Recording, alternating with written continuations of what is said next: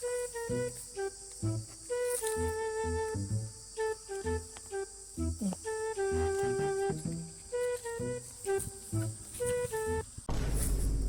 బాపు, ఏమైందిరా?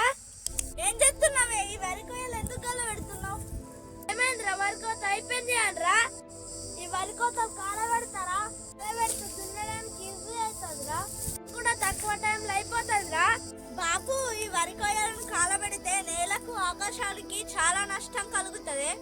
కాస్త ఎట్లా నష్టం అవుతుందిరా బాపు? ఇలా కాల్చడం వల్ల నేలలో ఉన్న సూక్ష్మజీవులు చచ్చిపోతాయి. కాల్చడం వల్ల నేల క్షీణించిపోతుంది. పోయిన హ్యూమస్ తిరిగి రాదు. అంటే ఏంటిదిరా? కొత్తగా ఇంటున్నా. హ్యూమస్ అంటేనా? హ్యూమస్ అంటే భూమి యొక్క జీవం. ఈ జీవం ఎరువు లాంటిది. అది పోతే ఈ భూమి బలహీన పడిపోతుంది. దీనివల్ల మన పంటల దిగుబడి తక్కువైపోతుంది. నేల మనకు అన్నం ఇస్తుంది. ఈ నేల కింద మనకు జీవం ఉంది బాపు. ఒక్కసారి ఆలోచించు. ఇలా త్వరగా పనులు కావడానికి మన తల్లి లాంటి భూమిని కాల్చుకుంటామా? మరి ఎలారా ఇప్పుడు? ఈ నేలలో వరి కొయ్యలను కలిపేస్తే ప్రకృతి ఎరువుగా పనిచేస్తుంది. మనం వేసే పంట ఎక్కువగా దిగుబడి వస్తుంది.